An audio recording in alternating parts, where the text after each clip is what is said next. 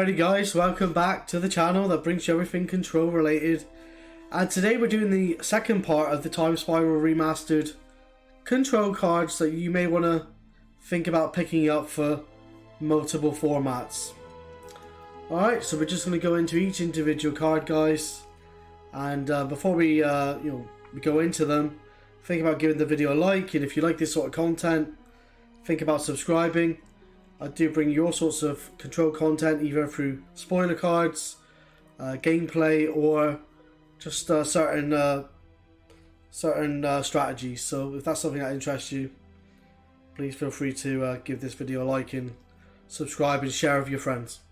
Alright, the first card then we have is Mystical Teachings. It's not massively expensive, but if you want to pick up a play set fairly cheap or pick them up in draft, you can do. It's a very good card. It does see a little bit of play in Modern, sees a lot of play in Commander, and you're able to search for instant cards at instant speed.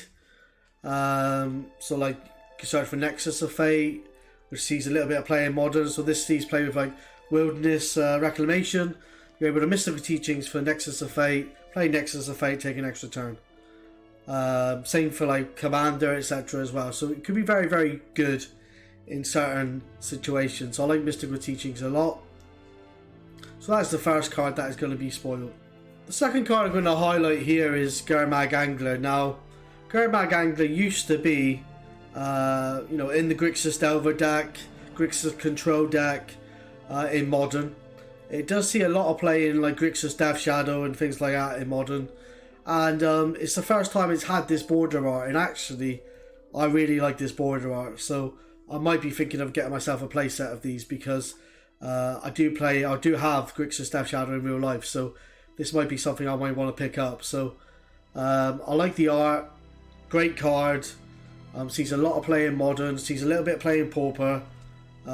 So yeah, if you want to pick this up, especially with this border art, it's definitely worth picking up, guys, if you're interested in this sort of card. Alright, the third card I'm going to highlight, guys, is Tasiga the Golden Fang. Beautiful border art here. Really nice border art. I like it a lot. Even the text is slightly different, which is good. I like this card a lot. It sees a lot of play in 1v1 Commander as the Commander. I think it's actually banned in multiple... how can I say it? Commanders that's more than 1v1. I think it's actually banned. So, but it does see a little bit of play in Modern, and it is playable, I believe, in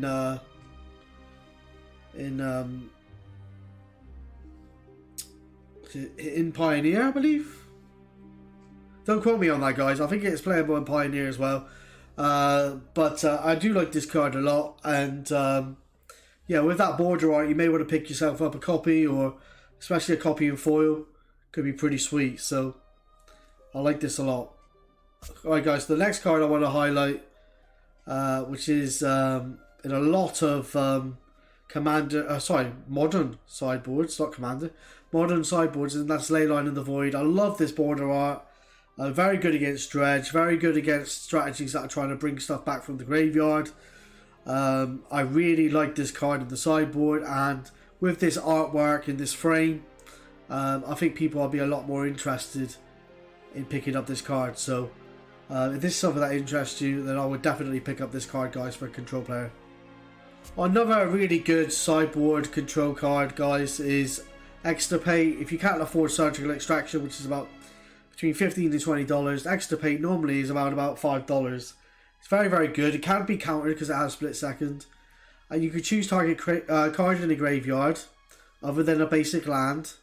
And you can search his owner's graveyard, hand and library, and exile all of those cards. So for 1 mana, you're getting quite a lot there. And I think this is a great sideboard card. So if you haven't got this already, guys, think about picking one of these up. Now, we have another sideboard cards for control. If this is like maybe in Death Shadow or something like that. But you may well run this in control as well, and it's target creature gets -5/-5 until end of turn. I really like the frame on this, but I'm a little bit disappointed that they didn't keep the same artwork. But some people might like this artwork and might pick up a few copies. I won't be picking up a copy, unfortunately, but I do like the frame, and I can see why people may want to pick this up. So this is another control card that you may want to pick up in the future, guys. Another control card for you guys to pick up, and it is playable in multiple formats, i.e. Commander, Modern, etc. Is Damnation. Very, very good. Destroy all creatures, they cannot be regenerated. 2 colourless, 2 black. Very, very good. Sees quite a bit of sideboard play in Modern, even main board play sometimes, and definitely sees play in Commander, so I like this card a lot. So yeah, I would definitely think about picking up one of these cards if you haven't got one of them, guys. Alrighty, guys, and then we have falsies with the old frame. I really like this artwork, by the way, as well. I'm glad they chose this artwork, and I'm glad they chose the frame for it. I will be picking up a copy of falsies. I think this is a very, very good card. And actually I only have 3, so maybe I'll just trade those other 3 for maybe 4 of these copies, because I don't like having different artwork for multiple cards. So I'll try and have the playset of one artwork in one picture frame. So I'll be picking up a playset of these and getting rid of the 3 that I have. But yeah, great card, guys, and definitely worth picking up if you're a control player. Enough said, really. It's just one of the best discard spells in multiple formats. Another control card here, guys, in smallpox. Mainly mono black control. Each player loses 1 life, discards a card, sacrifices a creature, then sacrifices a land. I like this card a lot. I like the artwork, and if you're a mono black control player, you may definitely want to pick up a playset of these. So very good card. Alright, we have another really good control card here, guys. It's normally in the main board as a 1 or 2 of, or in the sideboard as a 1 or 2 of, but it's Anger of the Gods. It's interesting to note here that it exiles creatures, so it can get rid of the dredge creatures, etc. So it's definitely worth picking up a couple of these if you haven't got them. And this is the first time that it's had this frame, so this might be something that interests you moving forward. Definitely a good control sideboard card, as well as main board card, so I like this one a lot. Another card that sees quite a bit of play, I wouldn't say it was a control card, but it could be used as like a mid-range strategy sort of card, and that is Dread Horde Arcanist. Sees quite a bit of play, and sees quite a lot of legacy play in certain decks. You're able to ponder off this, able to brainstorm, etc. So I like Dread Horde Arcanist a lot. It's nice because it has that frame, and it's the first time that it's had that frame, so I can see people picking these cards up, so I like this a lot. Then the last card I'm going to highlight here and spoil today is Grey Merchant of Ashbido. I like the frame, very, very good card in Pauper, and it sees a lot of play in mono black control in Pauper, so I like this card a lot, and I would definitely think about getting yourself a playset if you want this art and this frame.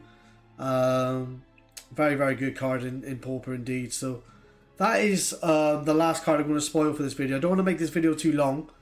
I am doing these spoilers in parts, and I am going to highlight, you know, the value of each card and how good they can be in multiple formats. So hope you enjoyed this video, guys, and I shall see you in part 3 in the next video. See you in a bit.